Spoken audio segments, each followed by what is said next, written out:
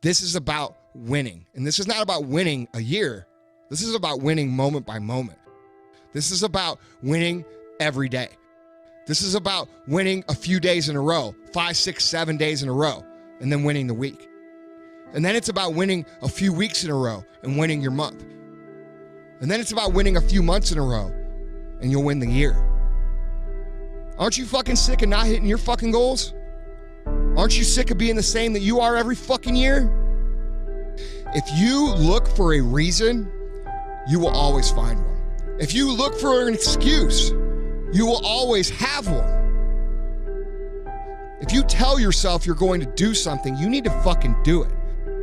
If you tell yourself you're going to be something, you need to fucking be it. Because a lot of people say they want this shit, but they don't really want it because their actions don't back it up. Their actions aren't showing what it takes to get the result. Their actions aren't showing a commitment to being a person of excellence. It's showing a commitment to being the same fucking thing they've been their whole life. Things are not always going to be ideal. Things are not always going to be perfect. Things are not always going to be convenient. There's going to be things that you can do or find or say or listen to that will help you justify you not sticking to your plan. But successful people know this and they stick to the plan regardless. They understand that things are going to get tough. They understand that things are going to be hard. They understand that things are going to be inconvenient. They understand there's gonna be weddings and holidays and vacations at every turn of our existence.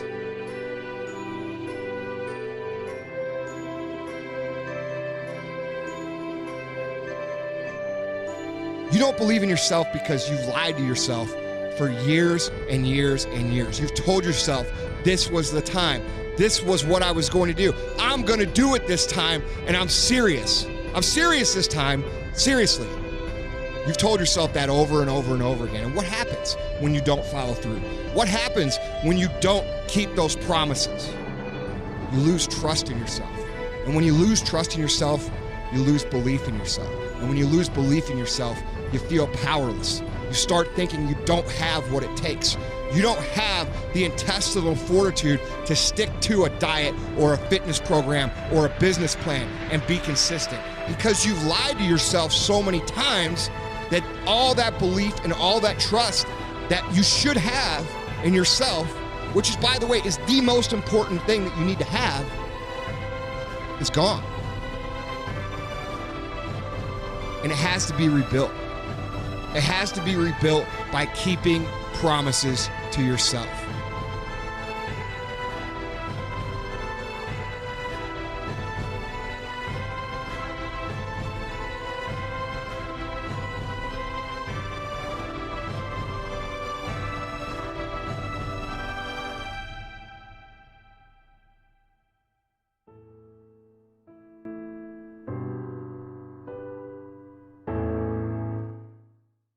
And I get, so many emails saying that, and you guys don't get to see them all, but if you saw them, I promise you, you'd feel good about sharing what we're talking about here.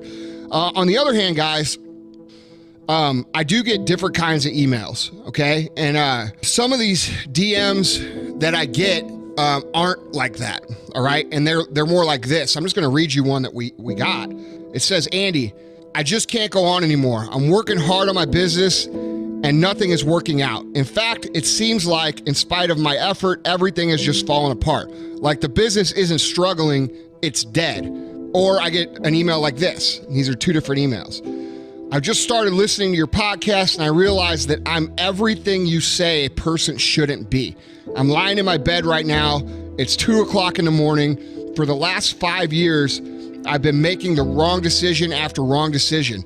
And now I'm reaping what I've sown. My life is a train wreck and I've really hit rock bottom.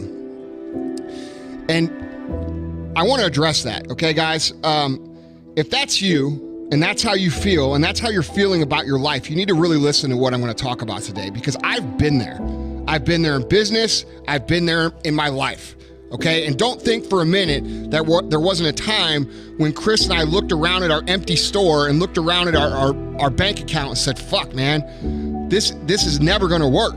Okay. It seems like we get a little traction, but ultimately we couldn't see the big vision. And we felt like we were just like these people who wrote these emails. We were dead in the water, and you guys got to remember, I've been through other shit too. Like the year after I got stabbed in the face and my face was so fucked up, nobody would look at me or talk to me. I thought my life was over. And if I'm being totally honest, don't think for a minute that I've never done something shitty myself and had to face the consequences. I felt super guilty too about things I've done. I said to myself, fuck, man, you're stupid. Why did you do that? You're a piece of shit. And I've been really, really hard on myself, just like some of these people are that we've talked about. You guys have to understand that what you're going through here is normal. I understand what you're saying because I've been through it, all right? In both my business and in my life. I've hit rock bottom. And let me tell you guys something. I can't explain it, but I've experienced it and I can tell you that it's true. There's something really, really, really good about hitting rock bottom. It can be good for your business and it is absolutely 100% good for you. So you guys have to understand it. I get it. I've been there. And it was my fault, just like it's your fucking fault right now. But there's an upside to hitting rock bottom. I was telling Vaughn about this topic when we were talking about the show, and he said, yeah, dude, it's like the poet Longfellow said, defeat may be victory in disguise. The lowest ebb is the turn of the tide. Okay? And I was like, yeah, man, king of the nerds, guess what? You're fucking right. But guess what? It is true. When you feel dead in the water, that's good. When you feel like you're at the bottom, that's good. It means the next step is to wake the fuck up, rise the fuck up, and dominate in everything that you do.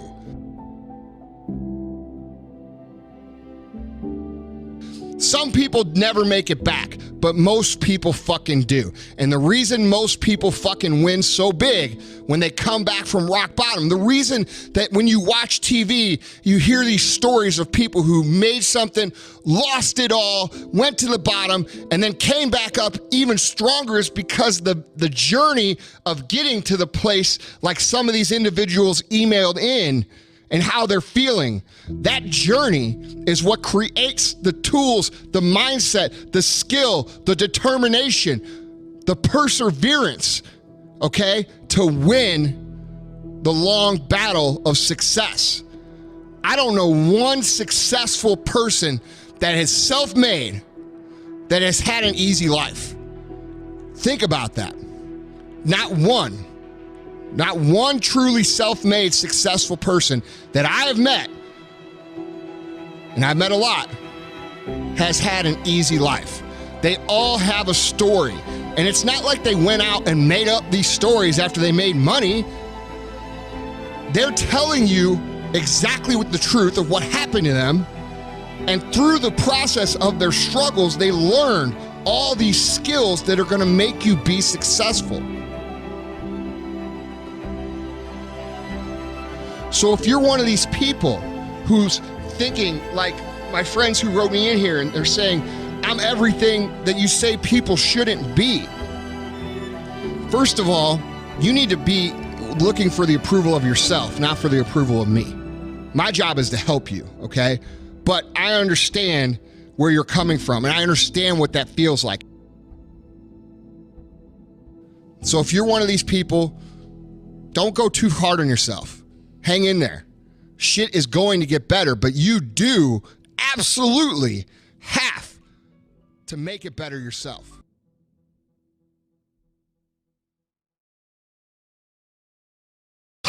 Dude, every year I do this show, this New Year's show, right? And people gonna, Andy, we can't wait to hear what you had to say for New Year's. Like, what the f*** do you think I'm gonna say? Motherfuckers, how many times do we gotta say the same shit? Like, let's be real, dude, real talk. Most of y'all aren't gonna do a f***ing thing. And you're gonna be mad at me for saying that. Be mad at me for saying that. Most of y'all aren't gonna do shit, and you're gonna be mad at me because I f***ing said it, when in reality, you should be mad at yourself because 2 years ago you said shit, Last year you said shit. This year you're saying shit. And next year you're going to be saying the same shit. And you're going to be mad at me. How about this for 2021? How about this? How about we take a fucking inventory of ourselves? We look at ourselves in the mirror and we tell ourselves the truth. We look at our lives and we tell ourselves the truth. The truth is this, it's very simple. You're either doing it or you're not doing it. You've either been executing or you haven't been executing. You either are truly ready to make a change or you're not.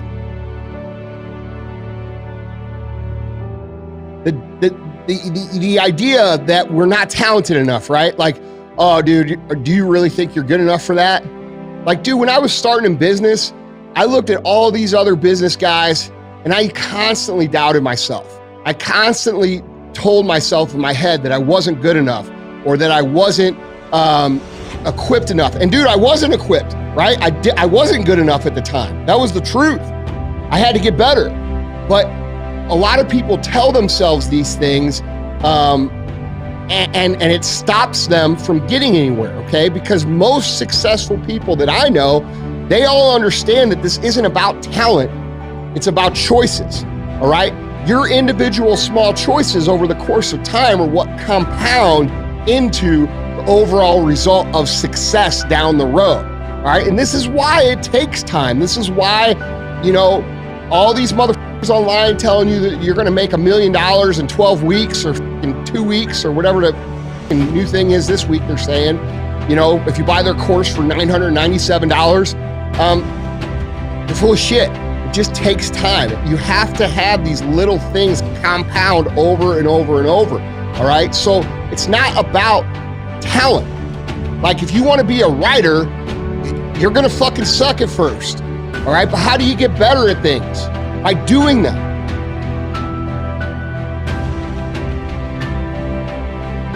If you want to win, it's very simple. You got to make a decision that you are not going to be like everybody else.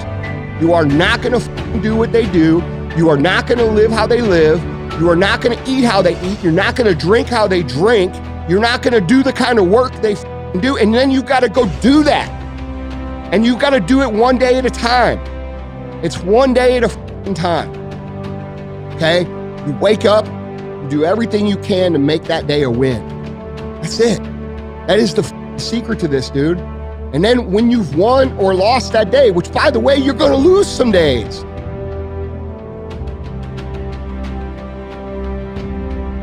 Win today. Then you wake up tomorrow and you do the same thing. And then you wake up on Wednesday and you do the same thing. Then you wake up on Thursday and you do the same thing. And guess what happens then? You create a winning streak, all right? And when you do this long enough, when you create these little streaks, maybe you get 5 wins, maybe you get 7 wins, maybe you get 12 wins. When you start to tag these wins together and create these streaks, you're forming new habits, okay? And after a while, winning the day is not hard. It's easy. It becomes automatic. And when you get to the point where you're winning every day and it's automatic, guess what happens? Winning becomes not something that you aspire to do. You don't have to aspire to be a winner when you're winning every day automatically. Winning becomes who the fuck you are. And when winning becomes who the fuck you are, guess what you become? You become a winner. And so you don't have to sit down and talk about what you're gonna do in 2021. 2022. Be what it is you claim to be about. Be what it is you truly want to be. Okay? If you truly want to be successful, if you truly want to change your life, if you truly want to lose 50, 100, 200, 500 pounds, be about it today. Be about it today. And then when today's over, be about it tomorrow.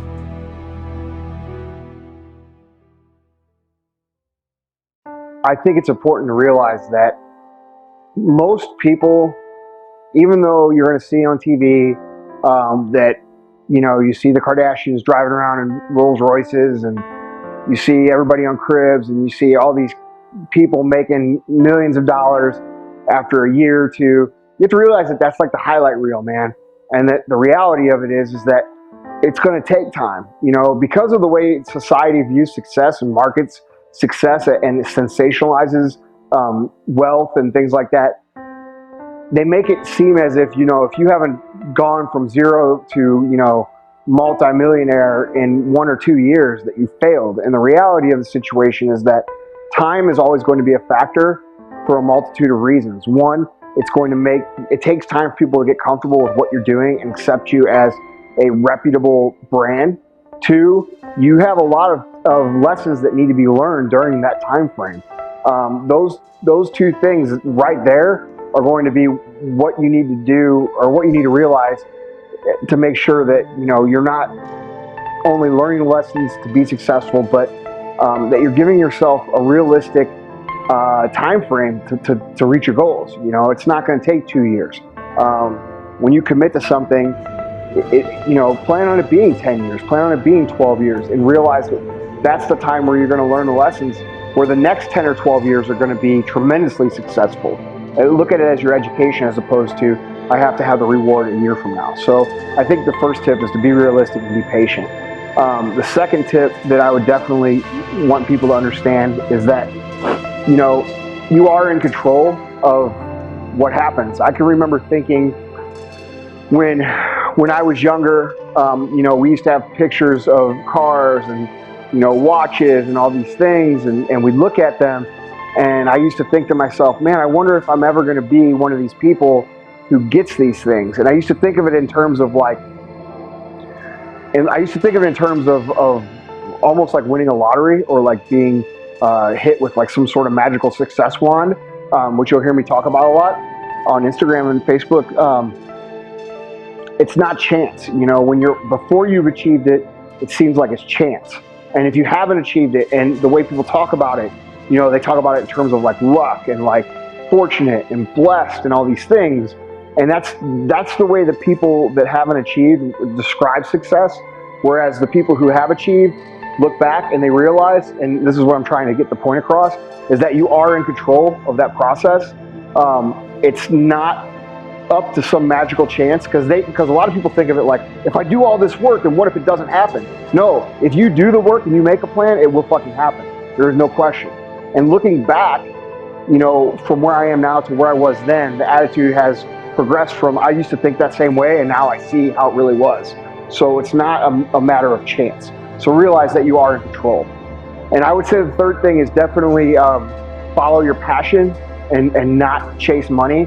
And you'll hear people say that, and it doesn't make sense, because they think like, it sounds like such a like abstract thing, like follow your passion. It's like this like a positive thinking mantra or whatever. But the reality is that business is really, really, really, really hard. And if you're in business and you're doing it just for the money, and you're not doing it because you really care, what's going to happen is when things get tough, it's going to be easy for you to quit, because the money is not enough reward.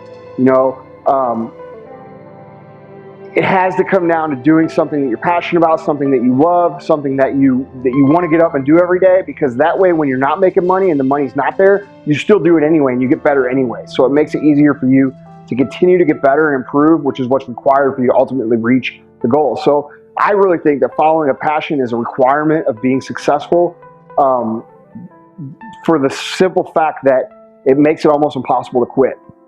So try to figure out what it is you're passionate about, what it is that you enjoy, and you're going to naturally become better. You're going to naturally endure the times of when it's hard, because you love it. So I would say, that's definitely the three things that I could recommend. I mean, I could go on all day of different principles, but the reality is those three things are things I think that people don't think about as important. And I ultimately feel like they're three of the top most important things.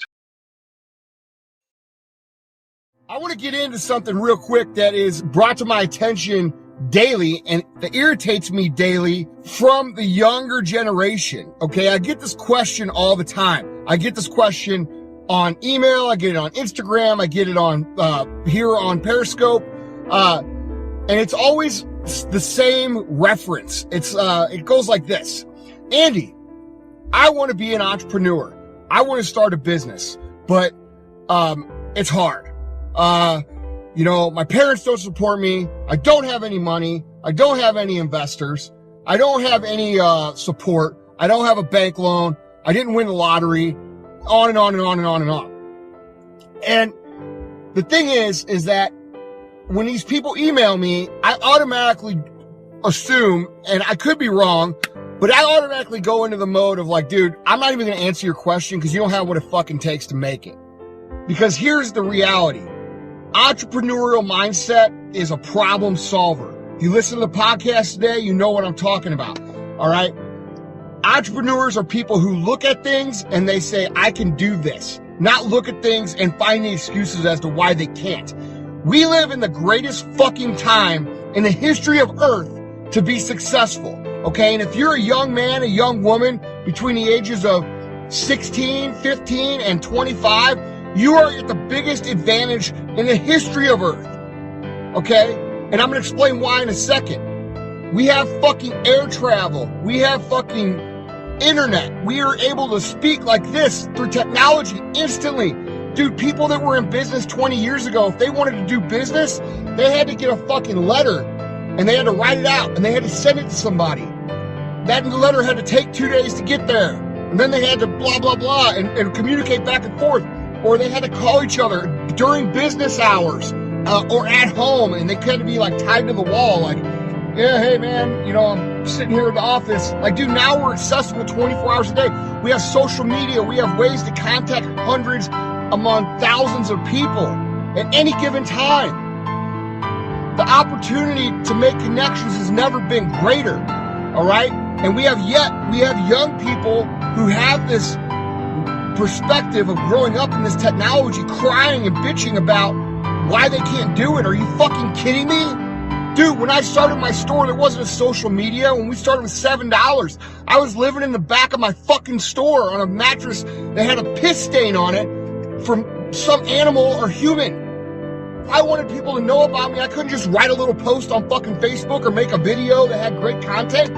I had to fucking get in my car or walk heel toe down to a next door's business and the next door's business and the fire stations and the police stations and the hospitals and say, hey, I'm Andy Frisella. Nice to meet you. I have this fucking business over here that I think you'll be able to help, or that I can help you do this, this, and this.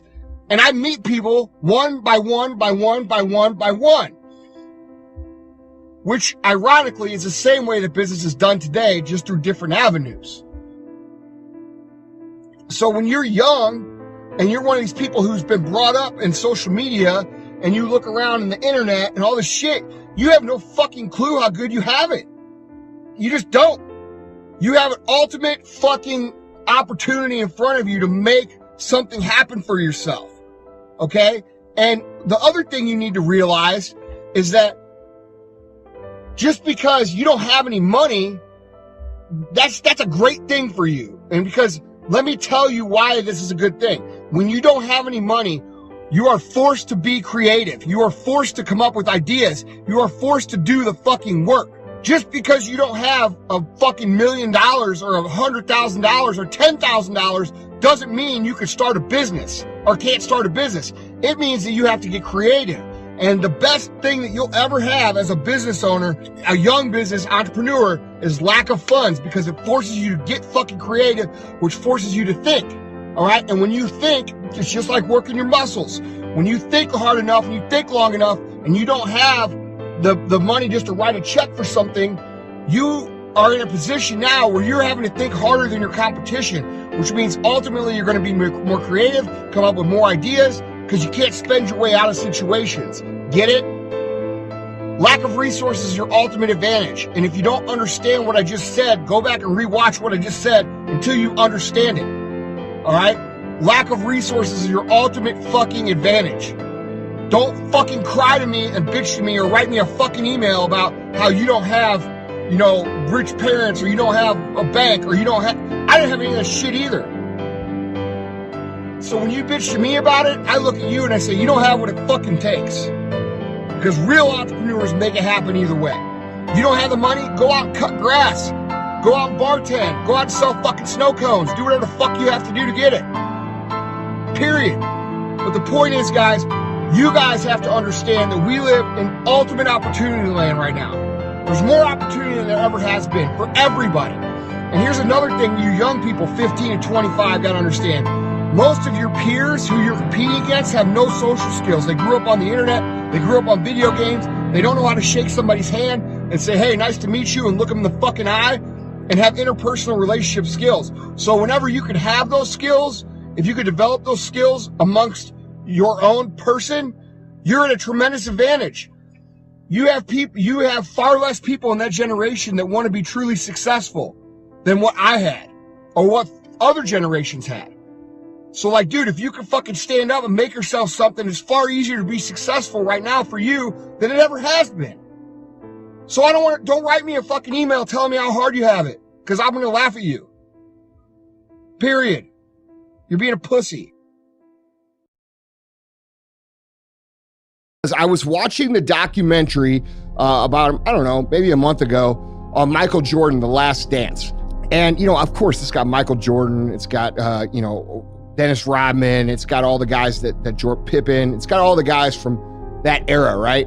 And we talk, and they're all kind of talking about Michael Jordan and their last season, and that's why they call it The Last Dance. And it's cool because they go from back when Michael was in high school to when he was in college to the seasons before the last season, and they really cover his whole career in detail, and it's very entertaining to watch. And I'm going to reference a certain scene in this documentary. There was a certain point, and everybody knows how awesome Michael Jordan is, right? Whether you're I'm not really even a basketball fan. I'm a sports fan. I like football, I like baseball, I like hockey, but basketball is probably my least favorite sport just because I never played it. But I love studying high achievers, and it's hard to argue that Michael Jordan wasn't the best at what he does. I mean, he's in the conversation. I think he's, head and shoulders the best player that ever played, and probably the best athlete and the best mentality in sports that we've ever had. And so when everybody thinks of Michael Jordan, we always hear the famous things like, he was intense, he was mean sometimes, he was angry, he was a tough player, he wasn't always nice and practical. We always hear this shit, okay? But watching him interact on that documentary gave me a different perspective. And that perspective, it came to me in an instant. There was a scene in the documentary where Michael they were before one of his big games. I believe it was a playoff game. And it was literally right before they're getting ready to play. And he's in the locker room, in one of the side rooms of the locker area, with one of the security guys. And they're flipping quarters, all right? And this is literally right during the middle of when he should be preparing, and he should be we think he should be preparing, he should be focused, getting intense, ready to go to battle, but he's not. He's flipping quarters and he's laughing with his security guy, and they're playing a little game and they're having a fucking blast. And what I saw in that moment was so profound for me. I just want to share it with you guys. He was present. Okay, he was present in the moment. And that's really what makes great people great. That's what makes great athletes great athletes. That's what makes great entrepreneurs great entrepreneurs. That's what makes great anything great, okay? They're able to take, and I never saw this way until just recently, but it all clicked for me. They're able to take whatever it is right in front of them, whether it be a conversation, whether it be a game of quarters, whether it be practicing, whether it be lifting weights, whether it be planning strategy in a meeting. It doesn't matter what you're doing or what he was doing. He was all in on that. So when they were practicing chest passes, he was 100% into chest passes. When they were practicing layups, he was 100% there for layups. He wasn't thinking about his girlfriend or his, problems off the court, or his argument that he had with, ownership, or any of these other distractions. And we could come up with, I don't know, 1 trillion distractions for our own lives. I mean, how many times do you find yourself in a situation where you're lifting weights and you're trying to get better, or you're sitting in front of your computer and you're trying to create something, or you're writing emails and you're thinking about all this other shit?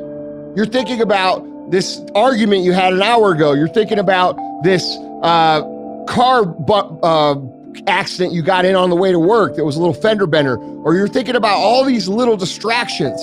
You're thinking about, how your friends want you to go out tonight, shit like this, okay? And you're mindlessly going through the motions of whatever task you have in front of you. And then because you're mindlessly going through those motions and just getting it done, as opposed to putting the proper intent behind it, it really slows down your progress.